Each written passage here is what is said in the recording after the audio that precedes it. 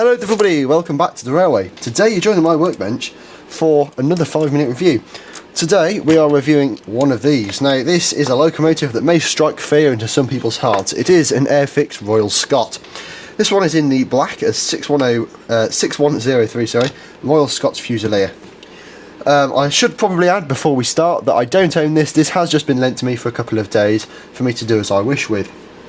So we shall take a look at this today.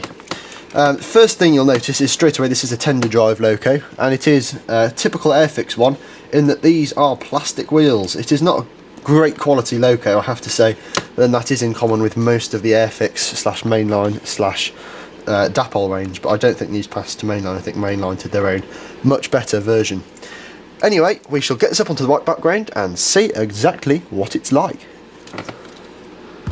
So here we are then, up on the white background, the Airfix Royal Scot, and compared to other locos from its time, this loco is absolutely fantastically detailed.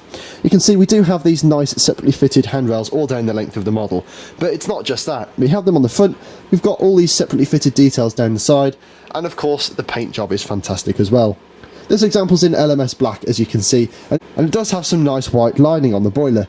This is really well done in my opinion, and sort of adds to the effect and really highlights that black colour, which looks really unusual on this example. We do have LMS lettering on the tender here, along with a plethora of rivets down its length. This is a typical Stanier tender, and it does look really good.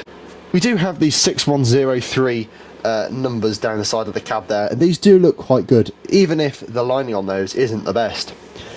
Quite amazingly for a loco of this era, the coal load in the tender is one of the best I've ever seen. Really nice and fine, and has a nice high level of definition. Now, although I've said there are separately fitted handrails on the model, sadly these surrounding the cab and on the tender are not separately fitted. These are just moulded, and they're not picked out either, which does look a bit lacklustre in my opinion. However, we do have this nice full set of Walschaerts valve gear picked out, and this looks fantastic going round, as you can see. We do even have lining on the cylinders, as you can tell. This isn't particularly even, I have to say. In front of the model though, we do only have a moulded smokebox dart. This is kind of to be expected from locos of this era, but at the same time I have seen Hornby locos from this period have separately fitted ones.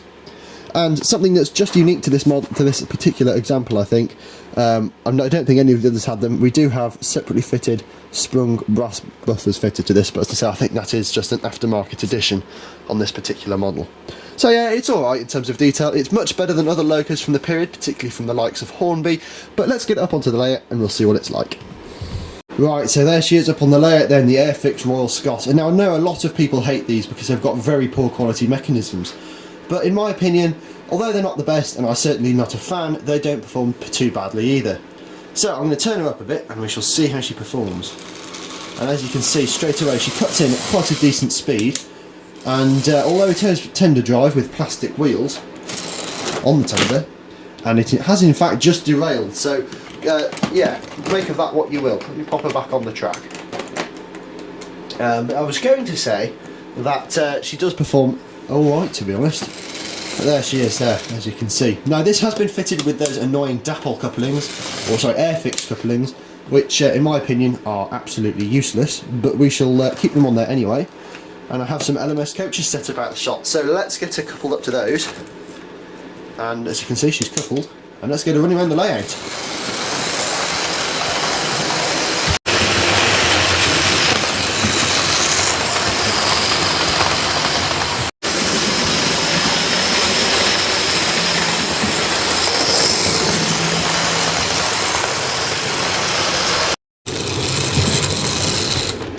So there we are then, the Airfix Royal Scot. Now I'm going to bring it out so it's actually into shot now, and I've got some ratings here. So for detail I've given this 3. It's not particularly bad in terms of detail, it's about average for the era it was made, and yeah, that's all there is to say about the detail really. Regarding mechanism, I've given this 1 star.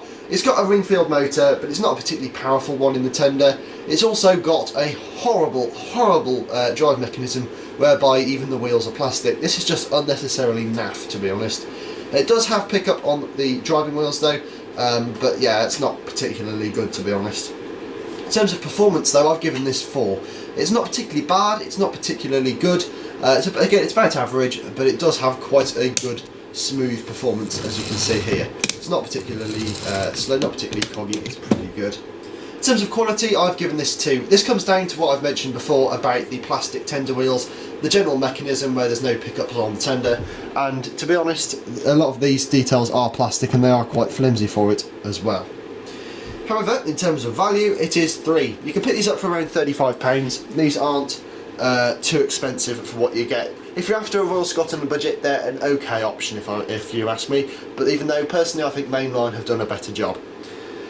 So overall that comes out with 5.2 out of 10. As I said, it's not the best if you're after a budget Royal Scot, but at the same time it's not the worst either. Anyway, thank you guys for watching. As always, if you have enjoyed this 5-minute review, please don't forget to leave a like down below, comment, share and subscribe, and I'll see you very, very soon. Until then, bye for now.